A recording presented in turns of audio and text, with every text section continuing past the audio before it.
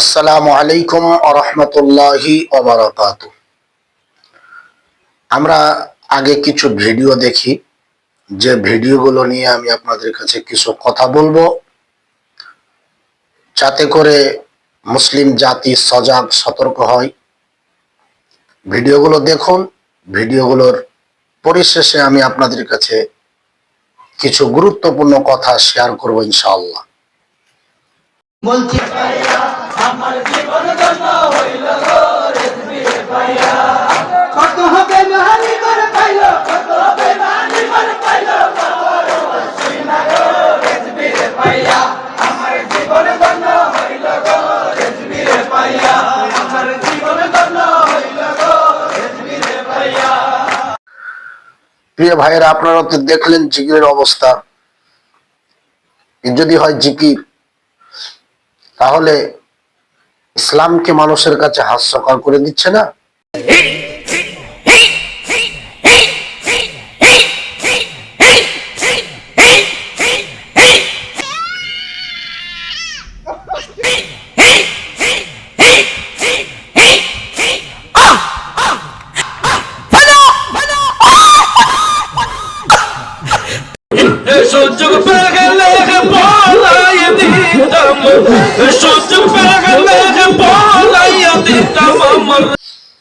এই যে জিকির গুলো আপনারা দেখলেন, জিকিরের নামে যে সমস্ত ভণ্ডামি শুরু হয়েছে, তা ভাষা দিয়ে প্রকাশ করা যায় না।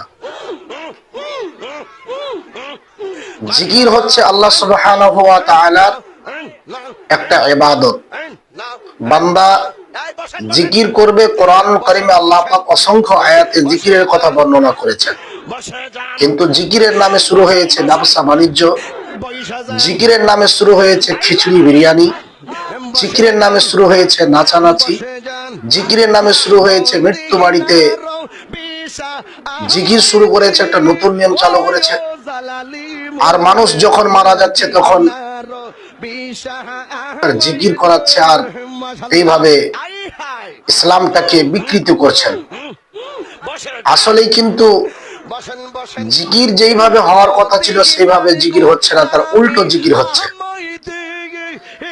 জিকিরের নামে যে সমস্ত ভণ্ডামি শুরু হয়েছে, এটা ভণ্ডামি ছাড়া আর কিছু নয়। কারণ মানুষ যখন মারা যায়, তার নামে দোয়া, সবরেশানি, তার রুহের মাগফিরাতের জন্য, আত্মার শান্তির জন্য দোয়া করা, পাশাপাশি দান খয়রাত সাদকা করা। কিন্তু আফসোসের বিষয় হচ্ছে, সে জায়গাতে জিকিরের নামে শুরু করেছে একটা নতুন বেদাত, যেটা রাসূলুল্লাহ সাল্লাল্লাহু আলাইহি সাল্লাম, সাহাবায়ে কেরাম, তাবেঈন, তাবে তাবেঈন, এমনকি চারজন ইমাম, ইমামে আজম আবু হানিফা রাহমাতুল্লাহ আলাইহি, ইমামে শাফি রাহমাতুল্লাহ আলাইহি, ইমামে আহমদ বিন হাম্বল, ইমামে মালিক রাহমাতুল্লাহ আলাইহি সহ কোন ইমামদের মাঝে এরকম জিকির মৃত্যু বাড়িতে করার সিস্টেম ছিল না।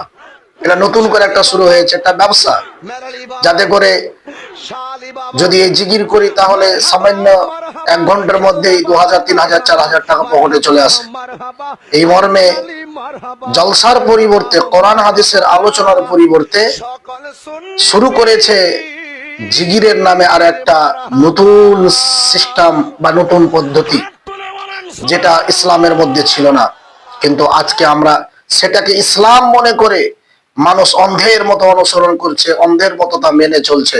বড় আফসোসের বিষয়, জাতি কখন বুঝবে কোরআন সুন্নাহ ছাড়া নিজেদের জীবন যেইভাবে চালান সেটা বিফল। কারণ রাসূলুল্লাহ সাল্লাল্লাহু আলাইহি ওয়াসাল্লাম হাদিস শরীফে বর্ণনা করেছেন, হে আমার উম্মত উম্মতিরা, তোমরা যদি পথভ্রষ্ট জাতিতে পরিণত না হতে চাও, তোমরা যদি সঠিক পথ পেতে চাও, তাহলে আমার রাসূলুল্লাহ সাল্লাল্লাহু আলাইহি ওয়াসাল্লাম ছেড়ে যাওয়া যে সুন্নাত, সেই সুন্নাত গুলো মেনে চলো। কারণ রাসূলুল্লাহ সাল্লাল্লাহু আলাইহি ওয়াসাল্লাম আজ থেকে 1500 বছর আগে আমাদেরকে সতর্ক করে গেছেন। সেটা হলো এই, আল্লাহ রাসূল সাল্লাল্লাহু আলাইহি ওয়াসাল্লাম বলেছেন, তারাকতু ফীকুম আমরাইনি লাম তাদিল্লু মা তামাসসাকতুম বিহিমা কিতাবুল্লাহ ওয়া সুন্নাতা রাসূলিহি। রাসূলুল্লাহ সাল্লাল্লাহু আলাইহি ওয়াসাল্লাম বলেছেন, আমার উম্মত উম্মতি পথভ্রষ্ট হবে না অতদিন যতদিন আমার উম্মত উম্মতি কোরআন আর সুন্নাহ মেনে চলবে। কোরআন সুন্নাহ বহির্ভূত কাজ করলেই পথভ্রষ্টে পরিণত হব। এই জন্য আমরা যে সমস্ত আমাদের মাঝে যে সমস্ত সিস্টেম চালু হয়েছে, সিস্টেমগুলোকে পরিহার করতে হবে। আপনারা নিজেই মন্তব্য করুন, এগুলো কি হচ্ছে? ইসলামকে হাস্যকর হিসাবে মানুষের কাছে প্রচার করছে না? জিকিরের নামে লাফালাফি, কুদাকুদি, জিকিরের নামে ভণ্ডমু, এগুলো কি ইসলামের মধ্যে একটা অপপ্রচার নয়, যা ইসলামকে নিয়ে মানুষের কাছে হাসির খোরাক করে দিচ্ছেন না? দেখেন তো আপনারা, এগুলো থেকে আমরা সজাগ থাকব। আর বিশেষ করে আরো সজাগ থাকতে বলবো, বাড়ি বাড়ি জিকির, মরার বাড়ি জিকির, মৃত্যুর বাড়ির জিকির। অতএব এই বাড়ি বাড়ি জিকিরের নামে যে প্রহসন চলছে, এটা বহু ওলামায়ে কেরামের সঙ্গে আমি কথা বলেছি, কিন্তু যারাই জিকিরের পক্ষের আলেম তাদের সঙ্গেও কথা বলেছে, কিন্তু এই বাড়ি বাড়ি জিকিরের নামে যেই ভণ্ডব শুরু হয়েছে, এটা কেউ সমর্থন করে নাই।